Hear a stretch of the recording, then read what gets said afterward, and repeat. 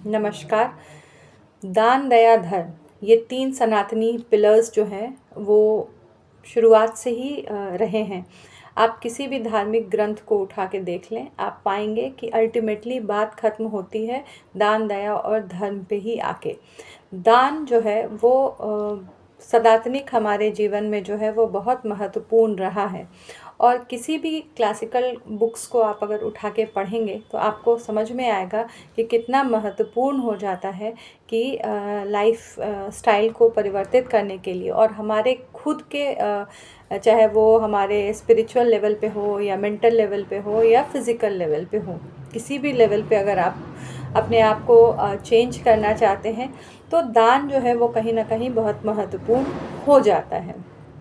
अब दान जो है वो कितने प्रकार के होते हैं तो हर बुक में अलग अलग दिया गया है, बट मूलतः अगर आप देखेंगे तो उसे हम लोग 3 हिस्सों में विभाजित करते हैं। एक को हम कहते हैं सात्विक, राजसिक और जो है तामस। अब सात्विक जो होगा वो होगा जिसमें कि प्रतिफल की चिंता ना हो, सही समय पे सही व्यक्ति को दिया गया जो भी दान है उसे हम सात्विक दान कहते हैं। यहाँ ये निष्काम है, यहाँ एक बार जब दान दे दिया गया तो उसकी चर्चा हम स्वयं से भी नहीं कहते हैं।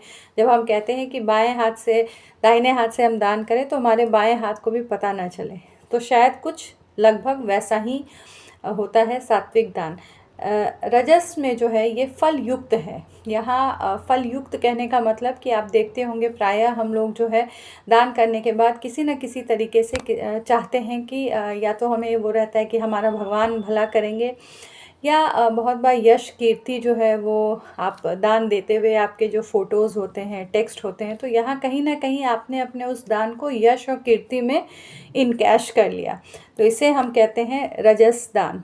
और तीसरा जो है वो तामस जो है वो दान अगर हुआ, जैसे मेरे लिए किसी ने कुछ किया तो क्षणिक तो बहुत अच्छा लगा, लेकिन जब मैं वो दान करने जाती हूँ तो मुझे बहुत बार गुस्सा आता है, मुझे करने की इच्छा नहीं होती है, मतलब मेरे पे फोर्स्ड है वो दान।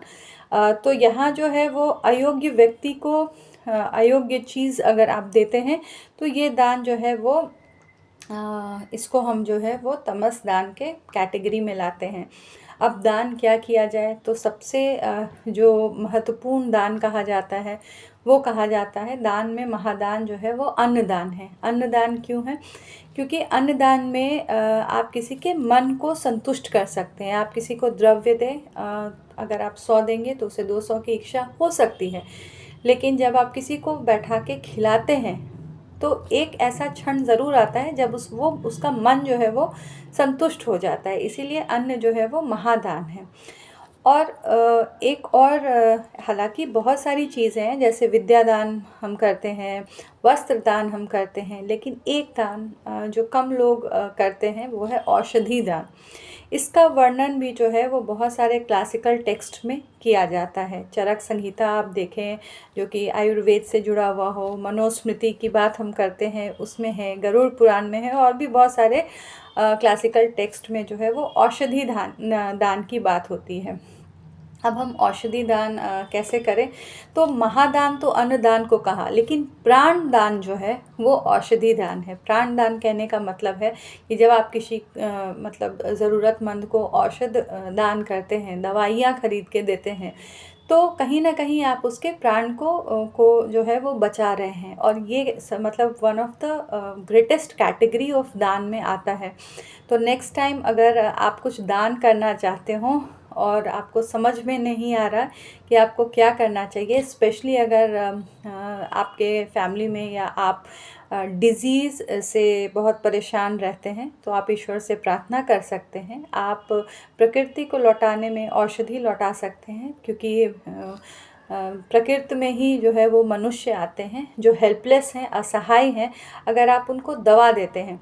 अब एस्ट्रोलॉजी को इसको इस तरीके से कनेक्ट कर दिया गया है कि सपोज़ आप किसी प्रेग्नेंट स्त्री को कुछ मल्टीविटामिन्स देते हो या उससे रिलेटेड उसको कुछ दवा जो है वो आप हॉस्पिटल के माध्यम से या दवाई खाने के माध्यम से, ऐसा नहीं कि आप उसको अपने मन से कुछ दवा दे रहे हो, जो एक पद्धति है उसको जो है उस प्रोटोकॉल को फॉलो करते हुए, क्योंकि प्रिमिटिव टाइम में भी औषधि जो होता था वो आयुर्वेद के तहत आता था, वो ज्योतिष के तहत नहीं आता था। ज्योतिष जो है वो बिना बॉडी में पंचर किए सिर्फ आपको सिंबॉलिकली डायग्नोज कर देते थे कि आने वाले समय में इस प्लैनेट की वजह से आपके साथ ये प्रॉब्लम्स हो सकती है। ये एक पार्ट ज़रूर है मेडिकल एस्ट्रोलॉजी का। लेकिन अगर ये कहें कि कोई बीमारी हो गई और एक एस्ट्रोलॉजर आपको ठीक कर देगा, ऐसा कुछ क्लेम है तो ये एक फॉल्स क्लेम है, फैलेसी है, और इस में आप ना पड़े। क्योंकि जब आप मेडिकल एस्ट्रोलॉजी को देखेंगे तो वहाँ फर्स्ट एंड फॉरमोस्ट चीज़ कही गई है कि जब किसी एस्ट्रोलॉजर को, किसी ज्योतिष को ये पता चले कि यहाँ पे ये डिज़ीज़ आ चुकी है, मतलब कोई व्यक्ति इससे पीड़ित है, तो उसे इमीडिएटली उसे आयुर्वेद की तरफ या वेद, क्योंकि पुराने ज़माने में वैद होते थे, तो उनकी तरफ जो है वो उनको डाइवर्ट कर देना चाहिए। और साथ अगर आप कुछ ग्रह नक्षत्र की पूजा करते हैं तो वो एक और चीज़ है, लेकिन वहाँ पे एक एस्ट्रोलॉजर की लिमिटेशन आ जाती है कि आप, और आज के डेट में आयुर्वेद से ज़्यादा इवॉल्व्ड कहें या फिर अब उसमें सर्जरी की ज़रूरत है या नहीं, इसकी ज़रूरत है या नहीं, ये एस्ट्रोलॉजर आपको सिंबॉलिक वे में गाइड कर सकता है, but with the better techniques, diagnostic चीज़ें। तो यहाँ पे बहुत ज़रूरी है कि मेडिकल इंटरवेंशन लिया जाए। कोई एस्ट्रोलॉजर अगर क्लेम करके आपको कहता है कि ये करने से ये बीमारी ठीक हो जाएगी, तो प्लीज़, मुझे नहीं लगता कि ये बहुत वाइज है। After being part of this astrology fraternity, मैं ये कहना चाहूँगी, क्योंकि ये पहली प्रिंसिपल हम लोगों को सिखाई गई थी मेडिकल एस्ट्रोलॉजी में कि आप जो है वो इमीडिएटली किसी को डिजीज़ दिखे तो उसे एक अच्छे डॉक्टर का, चिकित्सक के गाइडेंस में इमीडिएटली उसे आप भेजें।